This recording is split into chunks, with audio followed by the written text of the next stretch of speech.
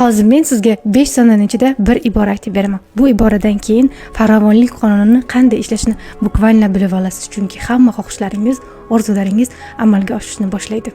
Siz orzu qilayotgan hayotga olib boradigan haqiqiy kod. Haqiqatan ham uni qabul qilasiz degan umiddaman. Bu iborani yaxshilikka deb qabul qilasiz.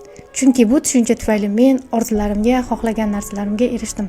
6 ta mamlakatga sayohat qildim va ko'p boshqa orzularimga yetdim. Asosan men orzu qilayotgan hayotda hozir yashayapman.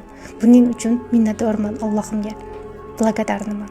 Bu ibora quyidagicha eshitiladi. Tak. Nimani xohlasangiz, Allohning buning uchun budjeti bor. Masalan, tasavvur qilasizmi? Siz biron klassni etachib ko'rib qoldingiz. Shunday ham mashina ko'rib qoldingiz. Ajoyib mashina, sizga shunday ham yoqdi, shunday havasingiz ketdi va o'zingizni cheklashni boshladingiz. Ya'ni ограничить qilishni boshladingiz. Men qayerdaman hali u mashinaga yetishga? Aslida unday emas. Bu mashinani siz просто так bejizga xohlamadingiz.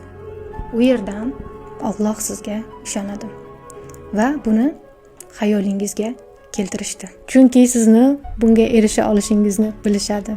Bundan tashqari, buning uchun budjet ham mavjud. Agar siz o'zingizni cheklantirsangiz va beharakatsizlik, ya'ni бездействовать qilishni boshlasangiz, albatta sizga beharakatsizlik natija bermaydi. Ya'ni rezultat yo'q bo'ladi. Keyingi safar masalan, kvartira yoki sayohat yoki mashina orzu qilyapsizmi? Demak, siz shunchaki buni orzu qilmayapsiz. Unga erisha olishingiz mumkin. Va bundan tashqari, Allohning bularning uchun, barchasi uchun budjet bor. Shuning uchun katta orzular qilishdan to'xtamang, orzular qiling.